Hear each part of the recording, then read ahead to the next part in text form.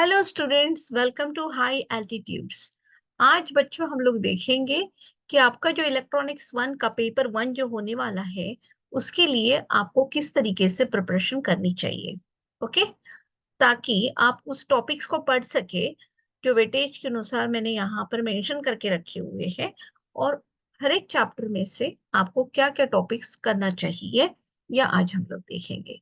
तो चलो then let's start.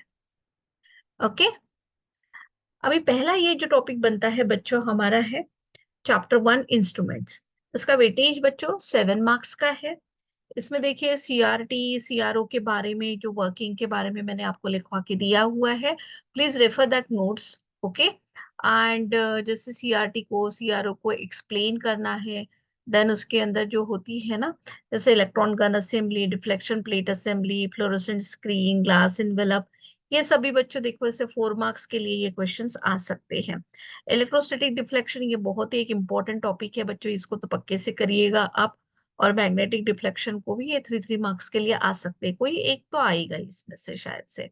Okay, और जैसे ब्लॉक डायग्राम है, देन हर एक उसके ब्लॉक डायग्राम का वर्किंग सब कुछ आप देख लीजिए अच्छे से। डायग्राम को प्रैक्टिस करना मत भूलिए बच्चों।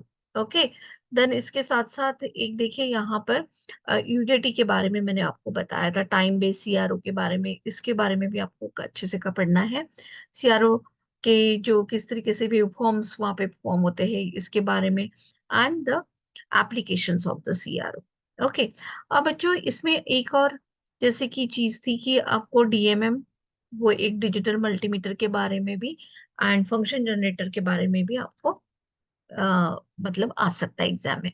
वो बच्चों एक 4 4 मार्क्स का भी क्वेश्चन हो सकता है। जैसे ना यहाँ पे 4 मार्क्स जैसे लिखा हुआ है और 3 मार्क्स का अगर एक क्वेश्चन आ गया, या तो फिर एक एमसीक्यू में से भी क्वेश्चन आ सकता है इसमें, इंस्ट्रूमेंट चैप्टर से हो सकता है। ओके, अब नेक्स्ट चैप्टर आता है पावर सप्लाई। इसका काफी अच्छा वेटेज है बच्चों, 10 मार्क्स का उसका वेटेज है। इसका सबसे पहले तो आपको पावर सप्लाई का जो डायग्राम हमने निकाला था उसको अच्छे से एक्सप्लेन करना है। then types of the rectifiers and then full wave rectifier, half wave rectifier, ये सब भी अच्छे से डायग्राम के साथ बच्चों आप लोग कर लीजिए। ओके, फिल्टर्स के बारे में, then RC filter, LC filter, ये सब रेगुलेशन, देन उसके characteristics of the power supply, then IV graph हम लोगों ने काफी अच्छे से किया हुआ था, वो सब भी जीना डायोड के बारे में, वोल्टेज रेगुलेटर जो जीना डायोड को यूज करके, transistorise series voltage regulator, current limiting, ये सभी बच्चे अच्छे से आप लोग कर लीजिए। ये सारा इसके पहले भी मैंने आपको बताया है कि 3 to 4 मार्क्स के लिए ये सारे क्वेश्चन इस तरीके से आ सकते हैं। एक हाथ एमसीक्यू इसमें से भी आ सकता है बच्चों। ओके, उसके बाद आता है चैप्टर नंबर 3 ट्रांसड्यूसर। ये 5 मार्क्स के लिए आता है और ये बहुत ही इजी चैप्टर है बच्चों, राइट। जैसे कि देखिए पहले ये जो दो हमारे जो इंस्ट्रूमेंट्स और पावर सप्लाईज है उसमें ना बच्चों न्यूमेरिकल्स भी आ सकते हैं आपको। पर ट्रांसड्यूसर में ऐसे कोई न्यूमेरिकल का कुछ ये नहीं है, ये पूरा ही थ्योरी चैप्टर है। इसमें भी देखो 3 to 4 मार्क्स के, कभी ज्यादा ये 3 मार्क्स के लिए ही क्वेश्चंस आते हैं इस चैप्टर में से। तो देखिए सारे ही यहाँ पर हम लोगों ने लिखे हैं अच्छे तरीके से। नोट्स आपको मैंने लिखवा के दिए हैं, तो please go through all the notes very carefully और उसी में से पढ़ लीजिएगा आप बराबर से। कैपेसिटेंस के लिए, टेम्परेचर के लिए, then pressure, light transducer, displacement transducer, है ना, ये सारे ही ट्रांसड्यूसर, गैस सेंसर्स, ये एलवीडीटी, इसका भी डायग्राम बहुत अच्छे से कर लीजिए बच्चों। ये सारा भी आपको एग्जाम में आ सकता है, तो ये जो टॉपिक्स है इसको तो आप पक्के से कर लीजिएगा।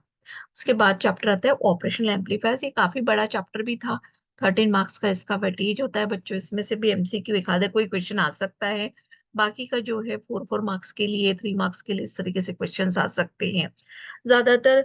Operation amplifier as subtractor, integrator, differentiator, adder, ये तो पक्के से बच्चे 4 में से एक आधा कोई तो आ सकता है एग्जाम में।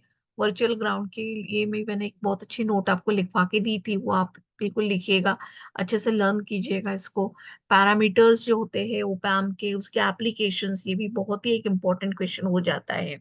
Okay, and then voltage comparator करके ऑपरेशन एम्पलीफायर्स का किस तरीके से यूज होता है, इसमें ट्रिगर, ये सभी बच्चों आप लोग अच्छे से कर लीजिए, बिकॉज ये चैप्टर काफी वेटेज रखता है, 13 मार्क्स का इसका वेटेज रहेगा। उसके बाद बच्चों ये जो चैप्टर नंबर 5 था, मॉडर्न इलेक्ट्रॉनिक कम्युनिकेशन, ये भी काफी अच्छा चैप्टर था बच्चों, 10 मार्क्स के लिए। जैसे ऑपरेशनल एम्पलीफायर से भी आपको कुछ न्यूमेरिकल्स आ सकते हैं, वो मैं कल आपके साथ डिस्कस करने वाली हूँ। इलेक्ट्रॉनिक्स पेपर वन के मैं सारे ही न्यूमेरिकल्स है वो कल आपको एक करवा के दे देती हूँ, ठीक है। And so that you will get the practice of that numericals. अभी देखो बच्चों, ये सारे यहाँ पे थ्योरी क्वेश्चंस मैंने यहाँ पे लिखे हुए हैं। टॉपिक्स आपको ये बिल्कुल करना है, जैसे कि कंप्यूटर नेटवर्किंग का लैन वैन मैन, ये बिल्कुल कर लीजिएगा। टोपोलॉजीज के टाइप्स कर लीजिए अच्छे से, उसके डायग्राम्स के साथ वगैरह। सिमिलरली एएम एफएम और पीएम, इसका डिफरेंस भी आ सकता है, इसके ऊपर नोट भी आ सकती है, बेस बैंड सिग्नल्स, राइट। तो ये सब भी आपको बहुत अच्छे से बच्चों करना है। आप लोग एक एक करके सारी ये चीजें यहाँ से देख सकते हैं। ओके। अब उसके बाद चैप्टर आता है study of ICs, right. The 5 marks का इसका वेटेज है। इसमें तो काफी छोटा सा चैप्टर था बच्चों ये, right. Monostable multivibrator, astable multi vibrators में जैसे आईसी 555 को किस तरीके से यूज किया जाता है, ये सब बच्चे बहुत अच्छे से कर लीजिए। आईसी 741 ये सब भी आपको, एंड 317, इसके बारे में आपको बहुत अच्छे से सर्किट डायग्राम के साथ इसका वर्किंग एंड एवरीथिंग आपको बच्चों लिखना रहेगा। ओके। तो ये सारे तो बच्चों 6 चैप्टर्स हो गए। इसमें जो बेस्ड न्यूमेरिकल्स रहेंगे, राइट। तो जो न्यूमेरिकल्स रहेंगे तो वो किस में रहेंगे बच्चों? एक तो पहला चैप्टर तो हमारा इंस्ट्रूमेंट से, उसमें सीआरओ पे कुछ क्वेश्चन आ सकता है 3 मार्क्स के लिए, तो कल न्यूमेरिकल्स में आपको करवा देती हूँ। पावर सप्लाईज में भी काफी सारे न्यूमेरिकल्स आ सकते हैं, तो मतलब लाइक 10 मार्क्स का है, तो अगर 2 न्यूमेरिकल्स भी अगर आ जाते हैं या 1 न्यूमेरिकल तो पक्के से आने ही वाला है। उसके साथ साथ आपको थ्योरी करना बहुत जरूरी है। थ्योरी के देखो बच्चों, मैंने टॉपिक सारे यहाँ पे लिखवा दिए हैं आपको, ये आप लोग अच्छे से कर लीजिएगा। एंड देन ऑपरेशन एम्पलीफायर्स में भी अगेन आपको कुछ न्यूमेरिकल्स रहेंगे, ये भी हम कर कर लेंगे। मॉडर्न इलेक्ट्रॉनिक कम्युनिकेशन में भी देखो theory as well as the numericals रहेंगे, right. And study of ICs में भी कुछ न्यूमेरिकल्स है, वो हम लोग बच्चों कल कर लेंगे। ओके। तो चलो फिर, टेक केयर, बाय बाय। आप थ्योरी क्वेश्चंस अच्छे से कर लिए। Thank you so much. Bye, take care, bye बच्चों।